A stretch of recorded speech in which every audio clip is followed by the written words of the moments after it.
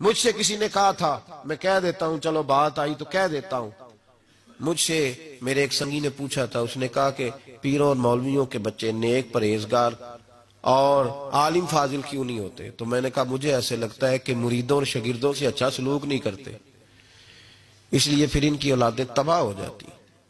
اگر یہ لوگ مریدوں اور شاگردوں سے پیار کرنے لگے تو رب ان کی اولادوں پہ بھی بڑا فضل فرما دے۔ یہ ظلم کرتے ہیں، اس لیے میں سخت آدمی ہوں، تو کئی دفعہ میرا دل کرتا ہے کہ کھلڑی اتار کے الٹی لٹکا دوں اس شخص کو جو دین کے نام پر اور اہل سنت کے نام پر لوگوں کو تباہ کر رہا ہے۔ تباہی کر دی، حد ہو گئی ظلم کی۔ یہ تو مجبور لوگ ہیں، بیچارے چلا گیا ایک آدمی دم کرانے، اب اس کو تباہ کر دیا اس کے بھائی کے خلاف، اور تسی بھی ذرا تھوڑی جی ہوش کرے، طویتا نال ہی بندہ مر گیا۔ اب یہ اخبار میں خبر تھی، ایک بی بی مار مار کے اس کے خاوند نے اس کو ہاسپٹل پہنچا دیا، اس کی نظر پہ اثر پڑ گیا۔ وجہ کیا ہے؟ سانو تویز کرا دی ہے۔ تیرا ایڈا ہی کمزور ایمان ہے، تیرے پہ تویز آیا تو نے مارنا شروع کر دیا۔ شرم آنی چاہیے۔ تو کیوں کسی تویز کی طرف دیکھتا ہے؟ تویز کرانا جائز ہے، میں اس پہ نہیں کہہ رہا، میں خود تویز لے کے دیتا ہوں ساری دیہڑی، پر سوال یہ ہے اتنا کمزور تیرا ایمان کیسے ہوا؟ پڑھنا اپنے نبی کا فرمان اور تھوڑی جدوجہد کر۔ تیرے اور میرے رسول نے بیان فرمایا ہے، تو اپنے گھر میں سورت بقرہ پڑھا کر، جن تو دور رہے، شیطان بھی تیرے گھر سے دوڑ جائے گا۔ پر پڑھنا اوکھا ہے نا جی، سورت بقرہ پڑھنا ذرا، اب تو یہ پڑھتے نہیں، تو کہتے تویز ہو گئے۔ تو چھوڑیں یار، چھوٹی چھوٹی باتوں بغض، حسد، کینے، عداوتیں، بڑے بڑے سیانے بندے پڑھے لکھے تانوں تویز کرا دی، اور جانے دے یار، ایمان مضبوط کر، اللہ موت نہ دے۔ میرے کچھ پیر بھائی ہیں اور مرید ہے، تو ایک دفعہ میں ان کے ہاں چلا گیا منڈی بہاؤالدین کے علاقے میں، تو انہوں نے نا وہ ایک توڑا چاولوں کا اور کئی کلو جناب وہ مسر ثابت اور پتہ نہیں کیا کچھ میرے سامنے رکھا، تو پیسے بھی ڈھیر سارے۔ تو میں کیا تسی مطلب گھر دیکھ کے پتہ چل جاتا ہے نا آدمی کی حیثیت کیا ہے۔ تو باقی ایک چیز میں نے دیکھی ہے، قدر اور قیمت اگر کرنی آتی ہے تو غریبوں کو ہی آتی ہے، یہ بھی پکی بات ہے۔ امیر ناراض نہ ہو جائے، ہاں تسی امیر بھی واہ بیٹھے ہو نا بیچ، ناراض نہ ہو جائے، لیکن میں سچی بات کر رہا ہوں۔ تابع داری، قدر و قیمت، سارے امیر بھی غلط نہیں، میں نے تو امیروں کو بھی جیسے کہا ہے خدا کا فضل ہے وہ ڈھل گئے ہیں، لیکن ایک بات سمجھا رہا ہوں، غریب کا اپنا ایک انداز ہوتا ہے پیار کرنے کا۔ تو سارا کچھ میرے سامنے رکھا، تو میں کہا چاچی تہاڈا تے گھر انج دا ہے کہ مینوں چول لے کے آنے چاہیے سن، وہ میرے مجھے دے رہے ہو آپ؟ کہندے پیر صاحب ساڈی تے کمیٹی نکلی تاں تانوں سدیا، اسی تے ہاتھ ہی نہیں پاندے پیراں نوں بلان والے کام نوں، وہ بڑے مہنگے ہیں پیر، اسی تے نہیں بلا سکتے۔ میں نے کہا اچھا، تو یہ چاول کہندی تسی راضی جایا جے ساڈے تو، ہے نال دے ساڈے گوانڈی نے پیر ناراض ہو گئے سن تے جوان منڈا فوت ہو گیا۔ وہ میں کہا منڈا اللہ ماریا، پیر اینے جوگا ہوندا تے چاہیدا کی سی۔ وہ میں کہا کیڑے تسی چکر وچ پے گئے، وہ قدرت ہے اللہ کی بچہ۔ اب لوگوں کو نفسیاتی قابو کیا ہوا ہے، اے منڈا فوت ہو گیا ہے انہاں دا، اصل میں کمیٹی نکلی تھا۔ اور میں نے کہا آپ تھوڑے سے باز آئے، یہ ہمارا مزاج نہیں، ہمیں ہمارے بزرگوں نے سکھایا نہیں، ہمیں سکھایا نہیں۔ کہنے لگے کیا مطلب؟ میں نے کہا میں مسجد میں بیٹھ کے تم میرے ساتھ چلو، میں گواہی دیتا ہوں، میں وہ شخص ہوں جس کو اس کا پیر کرایہ بھی دے دیا کرتا تھا آنے جانے کا۔ میرے استاد میں جب پڑھنے کے لیے گیا تو وہ جنوبی پنجاب کے علاقے میں روٹی میری مرضی کی، میں پریشان ہو جاتا تھا، تو میں نے اس شخص کے ہاں تعلیم میں چھوڑ کے آ گیا، اما جی وہ تو میں بیمار ہو جانا، تو میں نے ان درویشوں سے پڑھا ہے کہ کس طرح کر کے دعا دوں، کیا جملے استعمال کروں، کیا لفظ ادا کروں، کوئی جملہ ہی نہیں ہے ان کے لیے، کیا کہوں؟ اے ہوئی میں دعا مانگ دی، شاللہ وسے جھوک بریلی دی، کیا کہہ سکتا ہوں؟ تو اسپیشل حضرت نے اپنے گھر میں حکم دیا، فرمانے لگے اس کے لیے کھانا علیحدہ سے پکایا کرو۔ اور کاموں کی کے علاقے کی بچی کی وہاں شادی ہوئی تھی، اس کو کہنے لگے کہ اتھوں دے سٹائل دا کھانا انہوں پکا کے دے، منڈا پڑھنے والا انہوں پڑھنا چاہیے۔ ہم نے تو ایسے لوگ دیکھے، تم نے کن لوگوں کو دیکھا ہے؟ یہ لوگ دیکھیں اور اپنی آنکھوں سے دیکھیں، خود دیکھا ہے ہم نے۔ کبھی کسی وقت حالات بڑے سخت تھے تو مجھے حاجی صادق صاحب نے بلا کے کہنے کا پتر گھبرائی نہ، پلٹ کے پیچھے ویکنگ کوئی اور نہ دسیا تو میں تیرے مگر ضرور ہوں گا۔ معمولی بات ہے یار, ہم نے تو یہ لوگ دیکھے ہوئے ہیں. تو ایسے ہی اصل تسی جاندے نہیں چنگے بندے کول, کہندے ہو ڈاڈا بڑا ہے انہیں نماز پڑھانی ہے, جاؤ ہی اودے کول جیڑا ایک ساڈی مرضی دا چلے, وہ ڈاڈا ہی بڑا ہے. ایک مینوں کہندا میں جنی واری تہاڈی مسیتیں ہیں تسی داڑھی دی گل چھیڑ دیندے ہو, تھوڑے پولے ہوو تے میں بھی آواں کراں. میں کہا تو آئی بھی نہ, تیری مہربانی, ہن جدھر مینوں ملے ہو میں پھر چھیڑ دینی ہوں. عجیب چکر ہے, ہم وہاں جانا پسند ہی نہیں کرتے.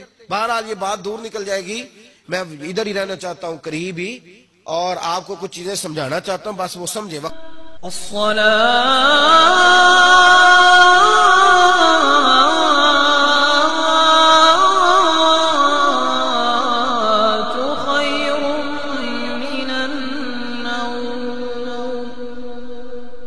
میلاد اس غریب کو منانا چاہیے جو بھینس کی طرح بکری کی طرح منڈی میں بکتا تھا, پر مصطفیٰ نے کالے رنگ والے حبشی غلام کو سینے سے لگا کے کہا غریبوں کو چھوٹا نہ سمجھنا, میں اللہ کا رسول جب جنت میں جاؤں گا تو آگے بھی غریب ہوں گے, پیچھے بھی غریب ہوں گے, دائیں بھی غریب ہوں گے, بائیں بھی غریب ہوں گے. فرمایا امیر ویٹنگ لسٹ میں ہوں گے, 500 سال بعد جنت میں جائیں گے. غریبوں کے لیے جنت کے دروازے 500 سال پہلے ہی کھلوا دوں گا. اسے منانا چاہیے, میلاد منانا چاہیے. اور صحابہ تو اس دور میں لوگ کہتے ہیں صحابہ میلاد کرتے تھے. میں نے کہا چلو تمہیں سمجھ تو نہیں آنی پر سمجھا دیتا ہوں. صحابہ تو اس وقت کرتے تھے جب کرنا تھا ہی بڑا مشکل, اب تو مشکل نہیں نا. صحابہ تو تب کرتے تھے جب کیا جا سکتا ہی نہیں, بڑا مشکل. سنو ابن شام اٹھا کے دیکھو, سیرت کی کتابیں پڑھو. نبی پاک صلی اللہ علیہ وسلم کے صحابہ قریش مکہ کے ظلم و ستم سے تنگ آ گئے. حضور نے بعض مجبوروں بے قصوں کو اجازت دے دی حبشہ ہجرت کرنے. حبشہ چلے گئے. حبشہ جب پہنچے تو ان میں حضرت جعفر طیار بھی تھے, حضرت علی کے بھائی, اور ایک گروہ تھا پورا صحابہ کا جو حبشہ گیا. قریش مکہ نے وہاں پر بھی آرام سے نہ بیٹھنے دیا. پیچھے سے کچھ سردار گئے, جا کے چھیڑا, کہا یہ ہمارے بھاگے ہوئے غلام ہیں, ہمارے بتوں کو برا کہتے ہیں, نیا دین انہوں نے اخذ کر لیا ہے, ہمارے حوالے کر دو. حضرت جعفر طیار کہتے ہیں نجاشی بادشاہ نے ہمیں بلایا, کچھ لوگ میرے دوست مشورہ دینے لگے ذرا ہلکی پھلکی بات کرنا. کہتے ہیں میں نے کہا میں ہلکی کیوں کروں, میں تو کھل کے کروں گا, کھل کے مصطفیٰ کے تذکرے. حشر تک ڈالیں گے ہم, حشر تک پروگرام بتایا, حشر تک ڈالیں گے ہم. پیدائش مولا کی دھوم, دم میں جب تک دم ہے ذکر ان کا سناتے جائیں گے.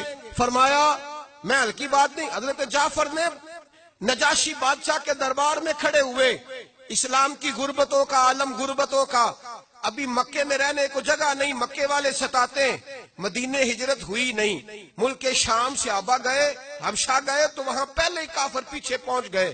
اتنے کٹھن حالات, اتنے برے اور کڑے وقت میں نجاشی کے دربار میں جب نجاشی بادشاہ نے جناب جعفر سے پوچھا کہ یہ کہتے ہیں تم نے دین بدل لیا ہے, تم باغی ہو گئے ہو, نئے رستے پہ لاگو, بتاؤ. تو حضرت جعفر طیار نے نجاشی کے بادشاہ میں وہی باتیں کی جو ہم محفل میلاد میں کرتے ہیں, وہی جملے, وہی میلاد کا وہی سارا پس منظر. حضرت جعفر طیار بول پڑے, فرمانے لگے نجاشی ہم تو بیٹیاں زندہ دفن کر دیتے تھے. نجاشی, یہی باتیں ہوتی ہے نا محفل میلاد, ہم بیٹیاں دفن کرتے تھے, کسی کا عورت کا خامد مر جاتا تو اس عورت کو بھی ساتھ دفن ہونا پڑتا, اس کی زندگی مردے جیسی کر دی جاتی, بہنوں پہ ظلم ہوتا تھا, بیٹیوں کو جائیداد میں حصہ نہیں ملتا تھا. اے نجاشی ہمارے ہاں غریب پسا کرتا تھا, یتیم پسا کرتا تھا, مجبوریاں تھیں, پریشانیاں تھیں, دکھ ہی دکھ, آزمائشیں ہی آزمائشیں.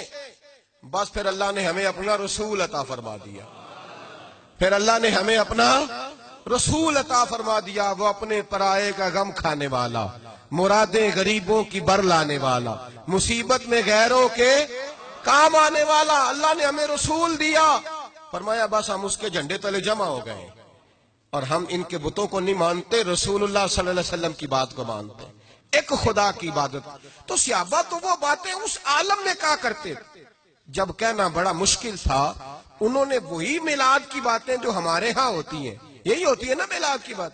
ایک صاحب شکوہ کرنے لگے, کہنے لگے تھی مولوی ہر محفل میلاد میں یہی بتاتے ہیں بیٹیاں زندہ دفن ہوتی تھیں, فلاں ہوتا, اب بدل لینا چاہیے. تو میں نے کہا جب باتیں ہیں یہ تو بدلی کیسے جائیں, باتیں ہیں یہ یہ جو ہر سال محفل بعد میں دہرایا جاتا ہے تو بتایا جاتا ہے کہ ابھی بھی بیٹی کے آنے پر پریشان نہ ہونا، اور بیٹی تو اب بھی دفن ہوتی ہے نا کئی کئی رنگ میں، کوئی جائیداد کے نیچے دب جاتی ہے، کوئی ساس سسر کے ظلم کے نیچے دب جاتی ہے، کوئی زیور کے بوجھ میں دب جاتی ہے، کوئی جہیز کے مطالبے میں، تو بیٹیاں تو دفن ہو رہی ہیں ابھی، اس لیے ہم میلاد زیادہ مناتے ہیں تاکہ بیٹیاں آزاد ہو جائیں، بیٹیاں آزاد ہو جائیں، باہر آ جائیں اس ظلم سے۔ میلاد کس کو منانا چاہیے؟